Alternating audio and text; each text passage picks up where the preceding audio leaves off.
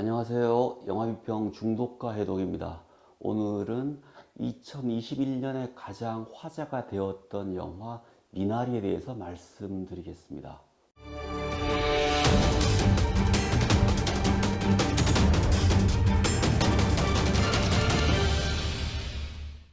미나리를 처음 봤을 때 저는 이 영화가 굉장히 잘 만든 영화구나 라는 생각이 들었습니다. 그리고 몇 번을 다시 보면서 어느 순간 의문이 들었습니다. 왜 저 장면이 이 부분에 있을까? 그리고 그런 편집이 이 영화에서 무슨 효과를 가지고 오는가? 의문이 들었기 때문입니다. 그 장면은 바로 지금 여러분 뒤에서 보실 수 있는 이 장면입니다. 이 장면에 대해서 짧게 설명을 드리자면 할머니 순자가 그들이 거둔 창고에 불을 지르죠. 그리고 불이 나서 모든 수확물이 타고 나서 순자는 부끄러워서 도망가시 가고 손자가 와서 잡죠. 그리고 같이 와서 잘 때 바로 이 장면으로 연결이 됩니다. 불은 모두 꺼졌고 가족들은 저렇게 바닥에서 같이 잡니다. 그런데 저는 여기서 기이한 것을 느꼈는데요. 이렇게 같이 잘 때 할머니 순자는 없습니다. 이 시점 샷이 바로 할머니 주체의 샷입니다. 그러니까 저렇게 자고 있는 가족, 컷되면 저 가족을 바라보고 있는 할머니의 시선이 보여집니다. 그런데 제가 여기서 이상하다고 느낀 것은 영화 오프닝 기억하십니까? 오프닝으로 처음 가족이 여기에 왔을 때 아버지인 제이콥이 이런 말을 합니다. 오늘 첫날이니까 다 같이 바닥에서 자자. 재밌겠지? 싫어요. 아빠 코 골잖아요. 이씨, 누가 코 건다고? 첫날이니까 다 같이 바닥에서 자자. 재밌겠지. 그럽니다. 그런데 영화는 그렇게 잤는지 안 잤는지 보이지 않고 컷해서 그 다음 날로 넘어가 버립니다. 그리고 바로 이 장면에서 온 가족이 바닥에서 같이 자는 장면으로 연결됩니다. 그러니까 제가 볼 때 이 장면은 첫날이니까 같이 자자라고 했던 아버지의 대사에 대한 화답으로서의 컷입니다. 그래서 저는 바로 이 장면, 그러니까 모든 것들이 불타고 난 이 장면 이후로 이제 이들은 진정으로 첫날을 맞았고 이제 온전히 하나의 가족이 되었다라고 생각했습니다. 그리고 이 가족 중에는 순자가 빠져 있다는 것, 순자의 시점샷으로 바라보는 그 샷이기 때문에 빠져 있다는 것, 결국은 순자는 이들과 함께 살아갈 수 없다는 그런 생각이 들었습니다. 다시 왜 순자는 여기서 같이 가족과 함께 살아갈 수 없는가? 딸과 사위와 외손자, 외손녀를 보러 같이 와서 모든 재산을 같이 들고 왔는데 왜 살 수 없는가 하는 것들을 유추해 보면은 일단 순자는 순자반 한국 이름입니다. 그러니까 이민 1세대인데도 제이콥과 모니카는 한국 이름을 쓰지 않습니다. 놀랍죠? 아이들 모두 마찬가지입니다.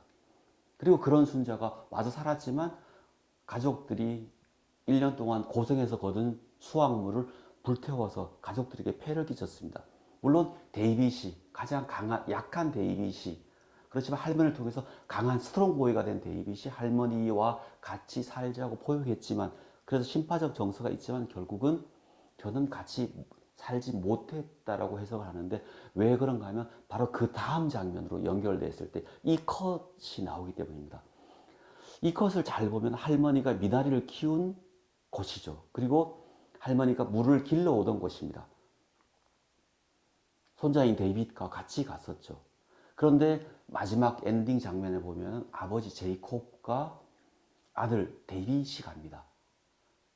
그리고 거기서 물을 길러 오기 전에 이렇게 이야기합니다. 알아서 잘 자라네.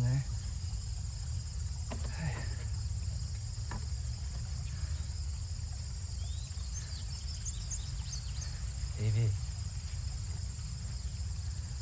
할머니가 좋은 자리를 찾으셨어. 알아서 잘 자라네 데이빗.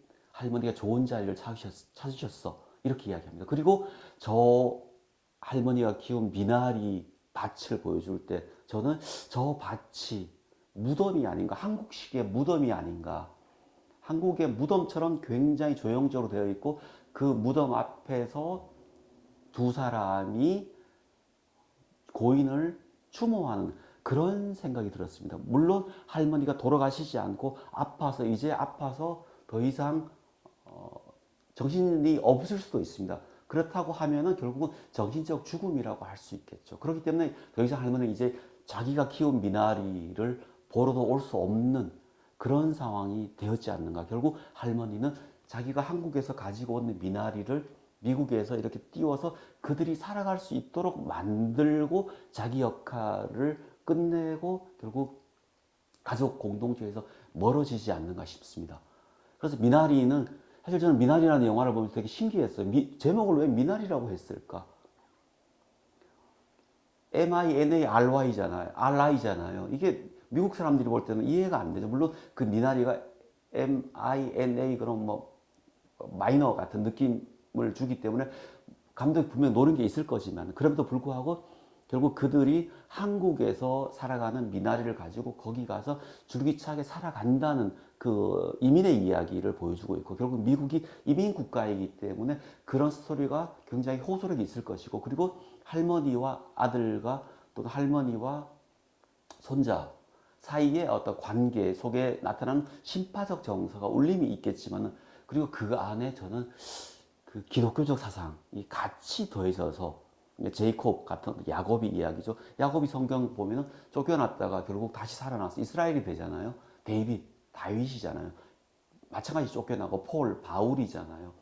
예수의 기독교를 만든 사람이고 그리고 처음 갔을 때 에덴 동산처럼 정원은 이렇게 이야기하는 그 세례나 또는 번제나 이 모든 것들이 다 그 안에 들어있죠. 기독교 사상. 그래서 저는 이 영화가 굉장히 다양한 이야기를 그리고 있지만 결국 그럼에도 불구하고 이 모든 것들 속에 순자는 들어갈 수 없기 때문에 그런 이름에서부터 그래서 이 부분이 미나리라는 영화의 중심을 이야기하고 있지 않는가 그런 생각이 들었습니다. 감사합니다.